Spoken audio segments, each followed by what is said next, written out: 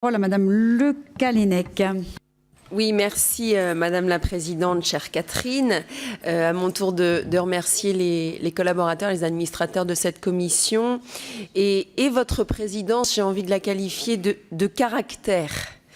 Et vous avez su créer des liens entre les membres de cette commission qui travaillent énormément, avec beaucoup de passion, comme le disait Jacqueline Fraisse, et vous avez su aussi créer une certaine complicité entre nous, ça vient d'être dit par Véronique Massonneau. Moi, personnellement, j'avais proposé ma candidature pour la commission des affaires économiques ou la commission des affaires sociales, et je suis absolument ravie d'avoir fait partie de cette commission. Comme ça a été dit, moi j'estime que c'est une commission absolument majeure. Quand on voit la portée des textes qui ont été examinés, qui ont été votés ou pas par l'opposition. Nous n'avons bien sûr pas été d'accord sur tout, loin s'en faut, puisque, comme ça a été dit, vous avez revisité un certain nombre de textes qui ne correspondaient pas à nos valeurs, mais on a pu avoir de vrais débats. Nous avons su aussi parfois dégager des consensus. Moi, je retiens aussi cela. Ça veut dire que majorité-opposition, on est tout à fait capable de s'entendre quand l'intérêt général est en jeu. Pour ce qui me concerne, la plus grande frustration, ça a été la loi travail. Je regrette vraiment qu'on n'ait pas pu aller jusqu'au bout et qu'on se soit arrêté à l'article 2 dans l'hémicycle. Surtout que là aussi, il y avait des points qui pouvaient converger entre nous et d'autres qui, manifestement, était totalement clivant.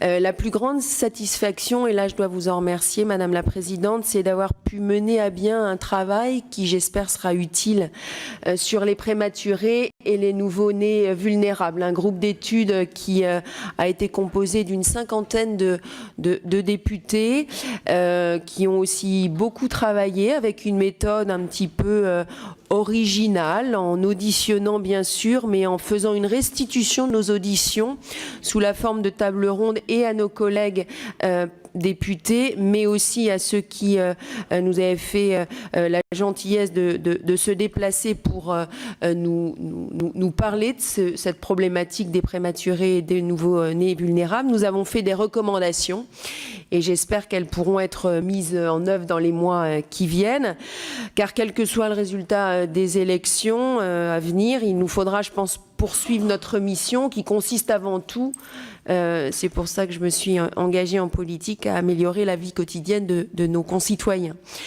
Ça a été dit, lisibilité de nos travaux, efficacité de nos décisions. Moi, c'est le vœu que je formule pour la prochaine législature, moins de lois. Peut-être les décrets qui vont avec.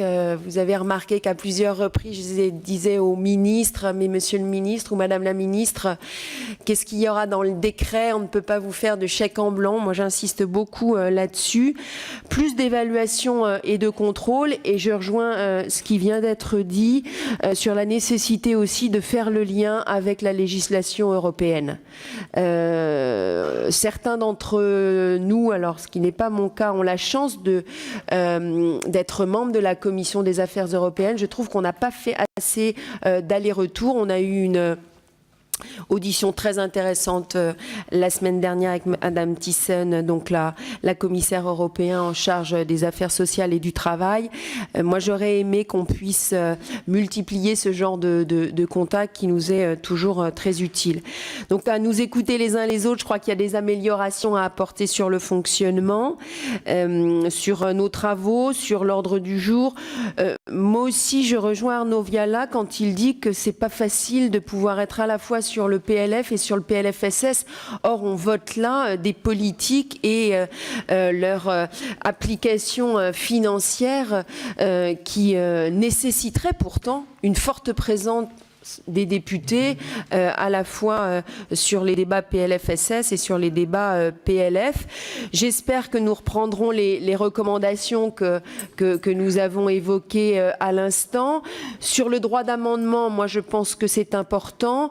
En effet, plusieurs fois, vous m'avez entendu dire aussi, c'est pas parce que dans la législature précédente, on vous refusait vos amendements parce que vous étiez dans l'opposition et que c'est le cas aujourd'hui qu'il faut continuer continuer comme ça. Je pense que si les amendements vont dans le bon sens, il n'y a aucune raison de ne pas les accepter. Voilà, donc moi je fais un bilan très positif de ces 5 années. J'ai beaucoup appris à titre personnel, y compris de nos collègues de la majorité. Je considère qu'on doit toujours faire un pas vers la vérité de l'autre. Et donc ça a été à ce titre-là très, très fructueux. J'espère pour ceux qui seront de nouveau candidats et élus qu'on pourra poursuivre les travaux de cette commission qui, encore une fois, pour moi, est absolument majeure puisqu'elle traite de la vie quotidienne. Et encore merci Madame la Présidente, puisque la parole a toujours été très libre dans cette commission. Merci Madame Le Callennec. Madame Khirouni.